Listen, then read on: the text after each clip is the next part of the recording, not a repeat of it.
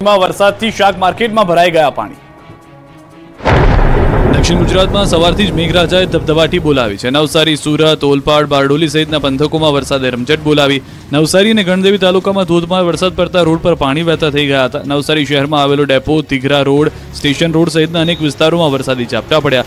નવસારી શહેરના અનેક માર્ગો ઉપર સામાન્ય વરસાદમાં પાણીનો ભરાવો જોવા મળ્યો। ગણદેવી તાલુકાના બિલીમોરા શહેરમાં પણ વહેલી સવારથી વરસાદી ઝાપટા પડતા રોડ પર પાણી ભરાયા। વરસાદના કારણે લોકોને બફારાથી છુટકારો મળ્યો તો ખેડૂતો પણ ખુશ થયા। આ બાજુ નવસારીની શાક માર્કેટ પાણીની માર્કેટ બની ગઈ। માત્ર અડધો કલાક આવેલા વરસાદે નવસારી પાણી કરી દીધું। ભારે વરસાદથી પાલિકાની બાજુમાં આવેલ શાકભાજી માર્કેટમાં વરસાદી પાણી ભરાતા લોકો પરેશાન થયા। પાણીનો યોગ્ય નિકાલ ન થવાને કારણે લોકોને હાલાકી ભોગવવાનો વારો આવ્યો। શાકભાજીના વેપારીઓ અને ગ્રાહકો ઘૂંટણસમાં પાણીથી પસાર થવા મજબૂર થયા। દ્રશ્યોમાં જોઈ શકાય છે કે લોકો ગોઠણડૂબ પાણીની વચ્ચે ઉભા રહીને શાકભાજીની ખરીદી કરી રહ્યા છે। સ્થાનિક તંત્ર પાસે પાણીના નિકાલની માંગ કરી। સુરતમાં સવારથી ઝાપટા શરૂ, હિલ સ્ટેશન જેવું વાતાવરણ જોવા મળી રહ્યું છે। દક્ષિણ ગુજરાતમાં ભારે વરસાદની આગાહી હવામાન વિભાગે કરી છે, ત્યારે સુરત શહેર અને આસપાસના વિસ્તારમાં સવારથી વરસાદે જમાવટ કરી છે। સુરત જિલ્લામાં મેઘરાજાએ પધરામણી કરતા રોડ પાણી થઈ ગયા છે। સવારે ધીમી ધારે શરૂ થયેલો વરસાદ બપોર પડતા ધોધમાર બનીને તૂટી પડ્યો। ભારે પવન સાથે મેઘરાજાએ ધબધબાટી બોલાવી। કામરેજ, પલસાણા, બારડોલી તાલુકાના પંથકમાં ધોધમાર વરસાદ પડ્યો। પલસાણાના ચલથાણ, કડોદરા સહિતના આસપાસના ગામડાઓમાં ભારે વરસાદ પડ્યો। ભારે પવન સાથે વરસાદ વરસતા વાતાવરણ ઠંડકમય બન્યું। અમદાવાદના વાસણા બેરેજના 3 દરવાજા ખોલી પાણી સાબરમતી નદીમાં છોડાયું। ઉપરવાસમાં ભારે વરસાદ બાદ વાસણા બેરેજ ડેમના 3 દરવાજા ખોલી પાણી સાબરમતી નદીમાં છોડાઈ રહ્યું છે। વાસણા બેરેજમાંથી 4455 ક્યુસેક પાણી છોડાયું। પાણીની આવક થતાં અમદાવાદમાં સાબરમતી નદીમાં પાણી છોડાયું। વાસણા બેરેજના 26, 27, 28 નંબરના 3 ગેટ ખોલાયા। 3 ગેટ ખોલી અત્યાર સુધીમાં 4455 ક્યુસેક પાણી છોડાયું। હાલમાં વાસણા બેરેજની સપાટી 132.75 ફૂટ છે। પાણી છોડાતા નીચાણવાળા ગામોને એલર્ટ કરાયા છે। નદી કિનારે આવેલ ગામો સાવધાન રહેવા અપીલ છે। અમદાવાદ ગ્રામ્યમાં આવતા દસક્રોઈ, ધોળકા, બાવળા સહિતના વિસ્તારોને એલર્ટ કરાયા છે અને તંત્ર દ્વારા નીચાણવાળા વિસ્તારમાં ન જવા માટે સૂચના આપી દેવામાં આવી છે। જો આગામી સમયમાં વધુ પાણીની આવક થશે તો વધુ ગેટ પણ ખોલાઈ શકે છે। તાપીના ઉકાઈ ડેમમાં પાણીની આવકમાં વધારો થયો છે। ડેમમાં હાલ 82,263 ક્યુસેક પાણીની આવક સામે 82,263 ક્યુસેક પાણીની જ આવક થઈ રહી છે। ઉકાઈ ડેમનું રૂલ લેવલ જાળવી રાખવા ડેમમાંથી તાપી નદીમાં પાણી છોડાઈ રહ્યું છે। ડેમનું રૂલ લેવલ 335 ફૂટ છે, જ્યારે ડેમની ભયજનક સપાટી 345 ફૂટ છે। હાલ ઉકાઈ ડેમની જળ સપાટી 334.91 ફૂટ પહોંચી ગઈ છે। હાલ ઉકાઈ ડેમના 22 દરવાજા પૈકી 9 દરવાજા 4 ફૂટ સુધી ખોલીને 64,794 ક્યુસેક, જ્યારે 3 હાઇડ્રો મારફતે 18,169 ક્યુસેક અને કેનાલ મારફતે 600 ક્યુસેક પાણી છોડવામાં આવી રહ્યું છે। ડેમનું રૂલ લેવલ જાળવી રાખવા છેલ્લા 2 દિવસથી તાપી નદીમાં પાણી છોડાતા નીચાણવાળા વિસ્તારોને એલર્ટ કરાયા છે। તરફ બનાસકાંઠા માટે મહત્વના સમાચાર। દાંતીવાડા ડેમમાં નવા નીરની આવક। દાંતીવાડા ડેમમાં 571 ક્યુસેક પાણીની આવક। રાજસ્થાનમાં સારા વરસાદથી આવ્યા છે નવા નીર। દાંતીવાડા ડેમમાં નવા નીરથી ખેડૂતોમાં પણ ખુશી જોવા મળી રહી છે। રાજસ્થાનના ઉપરવાસમાં વરસાદને કારણે બનાસકાંઠા જિલ્લાના દાંતીવાડા ડેમમાં નવા નીરની આવક થઈ છે। દાંતીવાડા ડેમમાં 571 ક્યુસેક નવા નીરની આવક નોંધાઈ છે।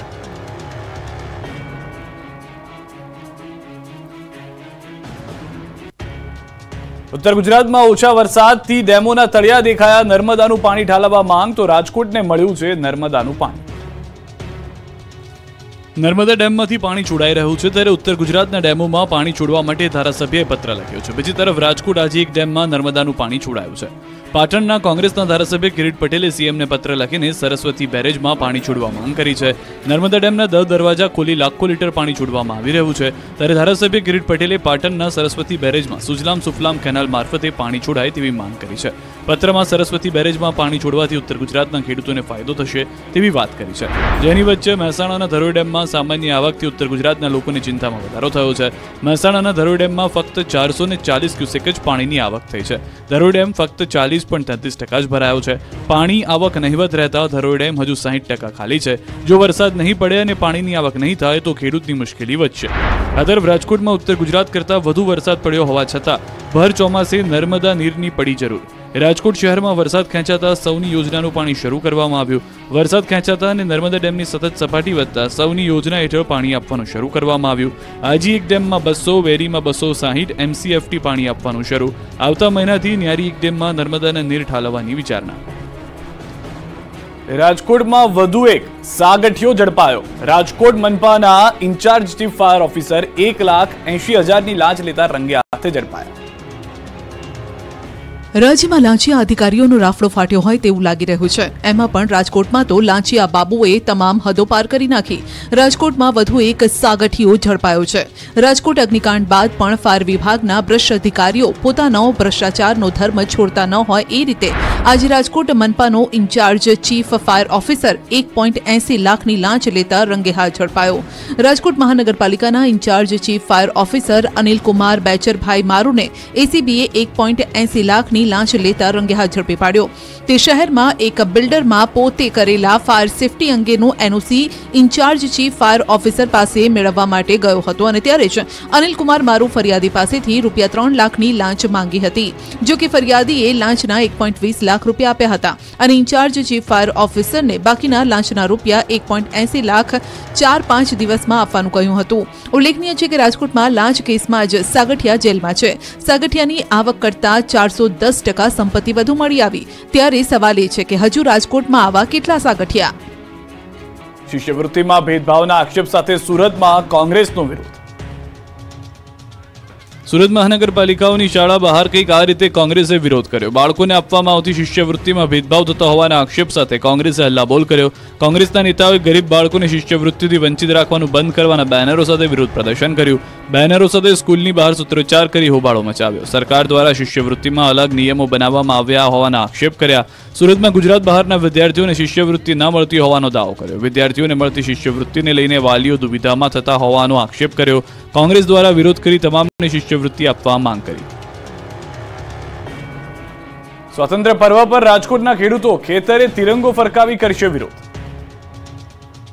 ગેડ પંથકમાં જળ તબાહી બાદ ખેડૂતોની હાલત કફોડી થઈ ગઈ છે. ખેડૂતોને નુકસાનીનું વળતર પણ મળ્યું નથી. ત્યારે દેશભરમાં તિરંગા યાત્રા નીકળી રહી છે, જે અંતર્ગત ખેડૂતો પણ પોતાના ખેતરે તિરંગો લહેરાવી અનોખો વિરોધ કરશે. સ્વાતંત્ર્ય પર્વ પર ખેડૂતો પોતાના ખેતરે તિરંગા સાથે વિરોધ પ્રદર્શન કરશે. વિવિધ સમસ્યાને લઈને ખેડૂતો ખેતરે તિરંગો લહેરાવશે. અનેક સમસ્યા મુદ્દે ખેડૂતો સરકારને સીધી રજૂઆત કરશે. ખેડૂતોના પ્રશ્નોને સોશિયલ મીડિયામાં રાષ્ટ્રધ્વજ સાથે મૂકીને વિરોધ કરશે. ગેડ વિસ્તારની સમસ્યા, વીજળીના પ્રશ્નો, જમીન માપણીની સમસ્યા જેવા મુદ્દાઓને રાષ્ટ્રધ્વજ સાથે રજૂ કરશે. સ્વાતંત્ર્ય પર્વ પર ખેતરમાં તિરંગા સાથે ઉભા રહીને પોતાના પ્રશ્નોને વાચા આપશે ખેડૂતો. ગુજરાત ખેડૂત હિતરક્ષક સમિતિ દ્વારા ખેડૂતોને સોશિયલ મીડિયા થકી સરકાર સમક્ષ પોતાની વાત રજૂ કરવા અનોખું અભિયાન શરૂ કરાયું છે. અંબાજીની મગવાસ શાળામાં ગુલ્લીબાજ શિક્ષકોને લઈ ગ્રામજનોનો વિરોધ. અંબાજીના મગવાસ શાળામાં ગુલ્લીબાજ શિક્ષકને લઈ ગ્રામજનોએ વિરોધ નોંધાવ્યો. ગ્રામજનો મગવાસ પ્રાથમિક શાળાની તાળાબંધી કરવા પહોંચ્યા. ગણિત અને વિજ્ઞાનના શિક્ષક ગાયબ હોવાથી તાળાબંધી માટે પહોંચ્યા.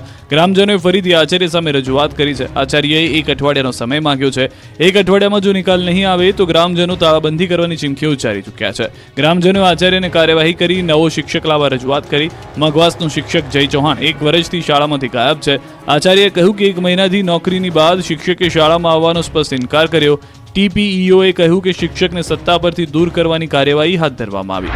તો કચ્છમાં અલગ અલગ શાળાના 11 શિક્ષક લાંબા સમયથી ગેરહાજર હોવાનું ખુલ્યું. 4 શિક્ષક વિદેશ પ્રવાસે હોવાનું સામે આવ્યું. તો અમદાવાદ શહેર સહિત જિલ્લાના 14 શિક્ષકો વિદેશમાં લીલા લહેર કરે છે. અમદાવાદના 14 શિક્ષકો લાંબા સમયથી રજા પર છે. અમદાવાદ ગ્રામ્યના 8 શિક્ષકો અને 2 કર્મચારીઓ લાંબા સમયથી રજા પર છે. અમદાવાદ શહેરના 3 શિક્ષકો લાંબી રજા લઈ વિદેશ જતા રહ્યા છે. શિક્ષક ક્યારે સાધારણ ન હોય, પરંતુ ગુજરાતમાં તો શિક્ષક ડમી પણ હોય. શહેરથી શિક્ષકોની લાલિયાવાડીનો પર્દાફાશ થયો છે. કહેવાય છે કે શિક્ષક ક્યારેય સાધારણ નથી હોતો. પ્રલય અને નિર્માણ તેની ગોદમાં હોય, પરંતુ આ તસવીરમાં કહેવત ઊંધી થઈ ગઈ છે. સાધારણ શિક્ષક ડમી જરૂર હોય તે પુરવાર થઈ ગયું. રાજ્યમાં ભૂત્યા શિક્ષકો કઈ હદે રાફડો ફાટી ચૂક્યો છે તેનો આ બોલતો પુરાવો છે. સૌથી મોટી લાલિયાવાડી તો બનાસકાંઠા જિલ્લામાં ચાલી રહી છે. બનાસકાંઠામાં એક બાદ એક ડમી નીકળી રહ્યા છે શિક્ષકો. બાબરની સુથાર નેસરી શાળાનો વિપુલ પટેલ નામનો શિક્ષક છેલ્લા 10 મહિનાથી વિદેશમાં છે. વગર એનઓસીએ કપાત પગાર પર 10 મહિનાથી ગેરહાજર છે. જિલ્લામાં આવા ભૂત્યા શિક્ષકો સામે શિક્ષણ વિભાગ એક્શનમાં આવ્યું છે. જિલ્લામાં છેલ્લા 4 વર્ષમાં 33 શિક્ષકોને કરાયા છે બરતરફ. તો મહેસાણા જિલ્લામાં 10 પૈકી 5 શિક્ષકો વિદેશમાં હોવાનો ખુલાસો થયો. કુલ 10 શિક્ષકો 1 વર્ષથી વધુ સમયથી ગેરહાજર છે, જેમાંથી 5 શિક્ષકો વિદેશમાં છે. વિદેશ ગયેલા 5 શિક્ષકોને કારણદર્શક નોટિસ આપી છે. આ તરફ છોટાઉદેપુર જિલ્લાના સંખેડા તાલુકાના કલેડિયા ગામમાં આવેલી પ્રાથમિક શાળામાં એક શિક્ષિકા વિદેશમાં છે. છેલ્લા 2.5 વર્ષથી વિદેશમાં શિક્ષિકા જલસા કરતા હોવા છતાં આ શિક્ષિકા સામે કોઈ પગલાં ભરાયા નથી. શિક્ષક વગર બાળકોનું ભણતર બગડી રહ્યું છે. આમ કેવી રીતે ભણશે અને આગળ વધશે ગુજરાત, તે મોટો સવાલ